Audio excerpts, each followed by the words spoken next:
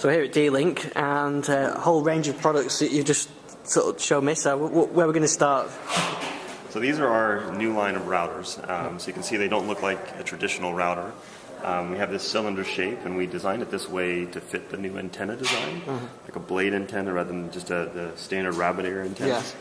So it's a kind of form and function working together where we wanted this blade antenna design, and we built that cylinder shape around it. Okay, right. Yep. So, and the market has really responded positively to this shape, so we're going to continue to run with it. But in terms of the horsepower and the technology behind it, we have 3 new 11AC products that we're introducing. 11AC is the newest standard of Wi-Fi. We had 11G, then 11N, now it's 11AC. So we have 3 new varieties. One is 1200, one is 1750. That's the speed of the network, so very fast networking. And then we have one more that we're going to talk a little bit more about in a minute, which is a gaming router, which has the high speed, but it also has some optimization for games and multimedia applications. Yeah. And then we're also looking at very compact Wi-Fi range extender.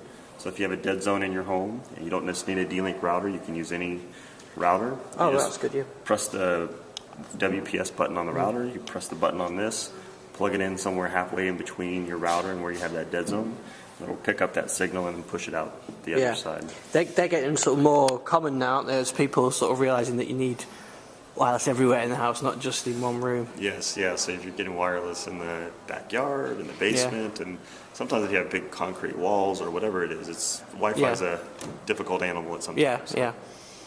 Then we also have some very affordable power line products. These are the 200 megabit variety. Send and receive unit, so you would just put one of these off the back of the router, plug it into the wall socket, and then wherever you need a internet connection, you can just plug this into another wall socket. So it's actually using the electrical wiring inside of your home to create a networking system. Yeah, I use these at home as well, just to basically give me Ethernet upstairs rather than messing with wireless bridges and things. It can be a great technology. Yeah, it works really well. Yeah, I think if you've got a good, clean electric. Yes, if you don't have cross circuits and so forth. Okay. And then going over to this table. The product that we're introducing here at CES, we're calling the SharePort Go 2. This is a mobile router, so we call it the second router in your life, where if you're out on the go, say you're at CES like we are here, and you have, say, a wired-only connection, you can just plug the wire into this device and create a Wi-Fi hotspot to share. You can also share a wireless signal, so if you're getting device charge or charge by device, you can actually connect this to that and then share that signal outward. Right. So from that you can connect to, say, the hotel Wi-Fi with that, and then sort of rebroadcast that to your devices. Yes. So that way you're not charging, paying $20 for your iPhone, for your tablet, for your laptop. So it's a great way to share connectivity. Yeah. And quite often, if the hotel only has Ethernet, most devices. I don't think I've got any devices now that have Ethernet ports on. So that's a handy tool to have with you. Absolutely. And it also, even without internet connectivity, it's a media streamer. So you can put a USB drive or an SD card in there, and then you can actually create with our SharePort app a little mini media network. So you can load that up with movies and other types of media, and everybody can download and stream them locally. It also is battery powered, so you can take it with where you go, and it can also charge phones and tablets as well. So it's kind of an all-in-one device with the SharePort Go. Yeah, that's a nice device. What is there a price announced for that yet? I believe that we are announcing that around $120 for the higher-end model. And these are the earlier predecessors, but the new one that we're focused on for the show is the new SharePort Go 2. Now we're going to walk you over here. This is the other product that I mentioned earlier. This is a high-end 11AC router, but it's called a D-Link gaming router. So we were the first company to introduce a router that was built specifically for gamers, by gamers. And so it's got all of the horsepower that you're looking for. It's 11AC, it's 1300 megabits per second, it's got gig ports, USB, but the real cool thing about this product is it has QoS, or quality of service, meaning that it's always going to be looking for games and media and Skype and giving you that priority over the network. But on top of that, we're giving you a full management console so you can see where your bandwidth is going, manage your network, put your gaming PC as the priority over everything else on the home network. And that's what we're looking at here, is that we've partnered with Qualcomm Theros on this technology, And what we're actually going to do here is I'm going to click on the Stream Boost, which is what we're calling this, and you'll see that right out of the box, you're going to get a nice network topology, which is going to show all of the devices connected to your network. I mean, that's in itself is handy, isn't it? Because sometimes you don't know exactly what's somewhere and what's the IP address of it, and you want to know what. Or you might have a neighbor that'd be sneaking onto your network. So you can see you have a nice interface here with the router in the middle, the devices that are connected to it. And then we talked about so we're talking about priorities and the ability to easily see not only everything that's connected, but to move things up and down. So let's say that this is the dad PC. Yeah, it's my one. Yeah, the one that you want to have priority, no matter what. You can just easily just put that to the top of the list. So if you have bandwidth constraints where there's just too many things logging on, or there's too many applications going, this is the easiest way to make yours the priority machine on the home network, if you will. Yeah, well, that's absolutely. Yeah, because I do podcasts, and we do weekly podcasts with Skype.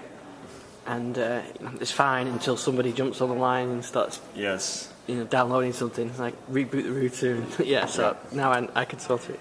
And the other great thing is that it's built, like we said, for gaming and for media. And so what you'll see here is it's actually monitoring the traffic usage of every device on the network. So we have a media player, our movie night over there, running a Netflix movie. But the great thing is that if there's ever any update to how Netflix or YouTube or Pandora or Spotify handle the media with their compression, etc., that we're going to find that update and push it down to the router. So your router is always fine-tuned for media, no matter what new applications are coming on the market. Yeah, that's good, yeah.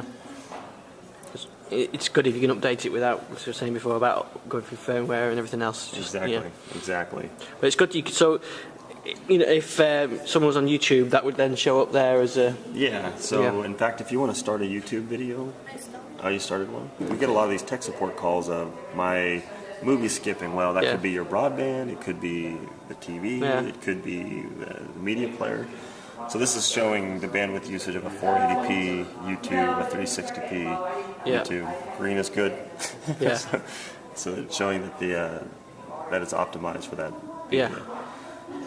So again, it's going to be able to handle this type of media in a very easy way, but also give that management and control back to the user so they can fine-tune that network. Yeah, it's about understanding your network, just simply, Because it's like I said, it's a difficult animal sometimes because you don't know what that point is in your network that might be causing a buffering issue. And so that's the kind of home networking lineup, if you will. And then lastly, this is our full lineup of consumer cameras. So these are the cameras that you connect to the home network, and you can see that live video stream on your phone or your tablet or a PC. We have cameras for the day, cameras that will automatically turn to night vision when the lights go out. We have cameras that are HD, outdoor, pan tilt.